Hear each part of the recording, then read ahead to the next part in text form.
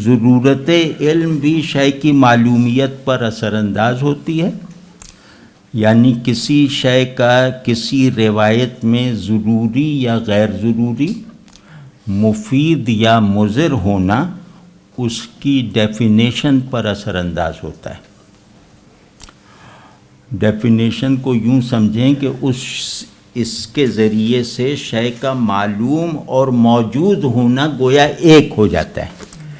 Definition ذہن میں بننے والی چیز نہیں ہے، یا تعریف شے جو ہے وہ ذہن کی پروڈکٹ نہیں ہے، وہ ذہن کے اندر موجود جو مراتب وجود ایک پوری ایک کانشس ہائرارکی کے ساتھ ہیں، ان سے نسبت دینے کا نتیجہ ہے۔ تو جب ہم چیز کو ڈیفائن کرتے ہیں نا، یعنی ما ہوا کہتے ہیں، تو اس کے جواب اس کا جو جواب ہم ایکسپیکٹ کرتے ہیں وہ یہ ہے کہ اس کی صورت ذہنی اور صورت خارجی میں فرق نہ رہے، تضاد نہ رہے، اور یہ کم از کم نسبت میں یقینی ہو جائے۔ تو یہ ڈیفینیشن کا۔ اچھا، اب یہ تو 7 نقطے تھے جو میں نے یہاں لکھے تھے۔ اب کچھ اصولی بات عرض کرتا ہوں، اب اس کو جیسے سم اپ کر کے جو ایک نظریہ علم بنتا ہے کہ آپ جس بھی ایپسٹیمالوجی کو قبول کریں گے، جس بھی تصور علم کو قبول کر کے اس کی بنیاد پر اپنے ذہن کی تعمیر کرنے والے سارے سسٹمز چلائیں گے، تو آپ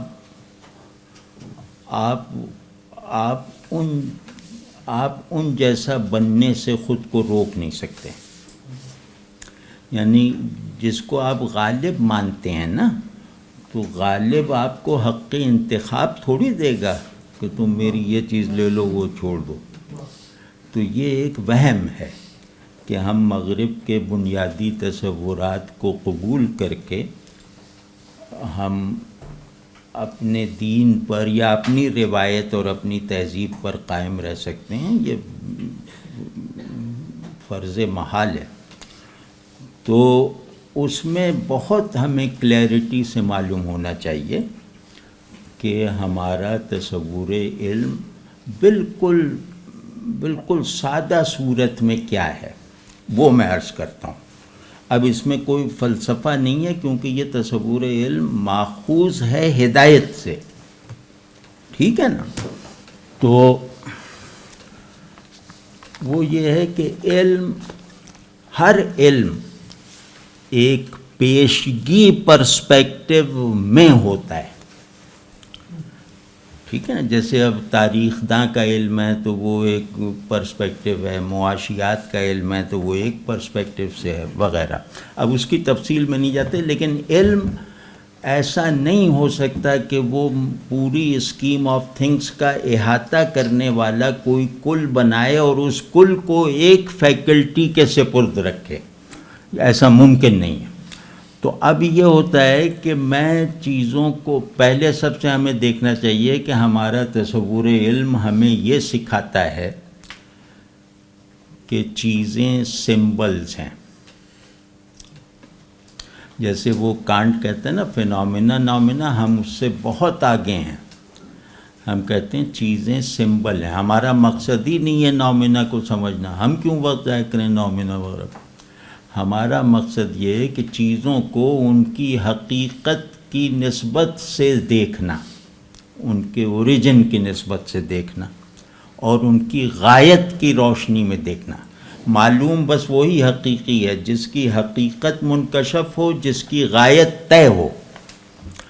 آپ سمجھ رہے ہیں؟ تو ہمارے یہاں علم شے علم العلامات ہے۔ علامات کہتے ہیں انڈیکیشنز کو، ہائر یعنی indication from the lower to the highest.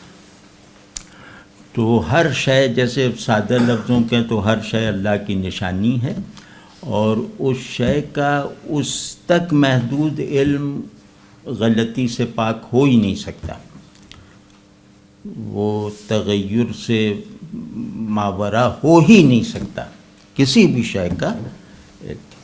تو صورت کا علم، تو اب میرا کام ہے کہ اس شے کو اس کی حقیقت سے متصل رکھتے ہوئے اس شے کے تغیرات سے اپنے ذہن کو ہم آہنگ رکھنا ایک بہتر زندگی گزارنے کے لیے۔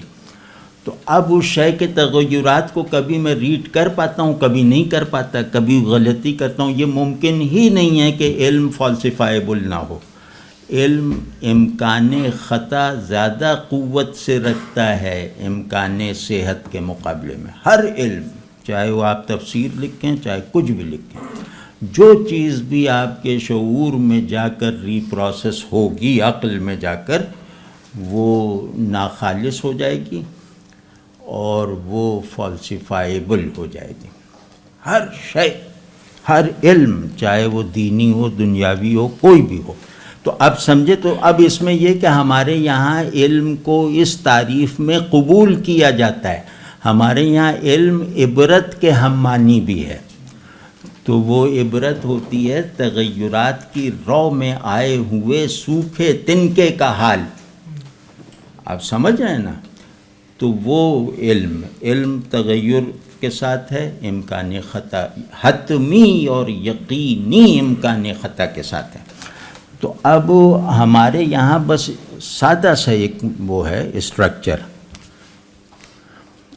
اللہ کرے کہ ہم اس کو اپلائی کریں اپنی ہر سرگرمی پر۔ وہ یہ ہے کہ ہم چیزیں، یعنی جو موجود چیزیں ہیں یا تمام قابل غور یا لائق رد و قبول سچویشنز،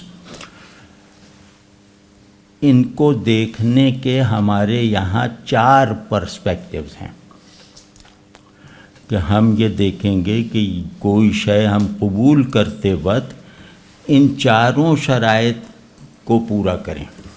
یعنی قبول کرنے کا 2 مطلب ہوتا ہے، ایک یہ کہ اس پر اپنے علم اور تحقیق کی ساری سرگرمیاں کرسٹلائز اور تمام کر لینے کا کہ موقع کہ اب بس اب اس سے آگے تحقیق کی ضرورت نہیں، اور ایک یہ ہوتا ہے کہ بھئی اس کو قبول کر کے دیکھ لیتے ہیں۔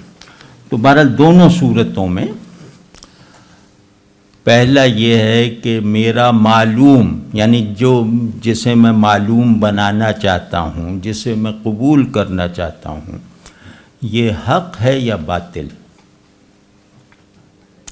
دوسرا ہے یہ صحیح ہے یا غلط۔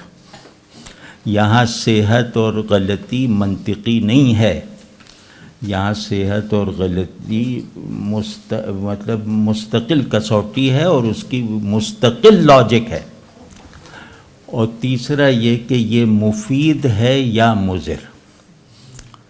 اور چوتھا یہ کہ اس کی طرف رغبت ہوتی ہے یا کراہت۔ یہ ہمارے یہاں پورا علم کا پروسیس ہے۔ تو اس میں جو ہے وہ 3 چیز، 2 آخری چیز نظر انداز کی جاتی ہے اس وقت جب حقیقت مقصود علم ہو، لیکن جب صورت مقصود علم ہو تو چوتھی شرط کو بھی قائم رکھنا ضروری ہے کہ مرغوب ہے یا مکروہ۔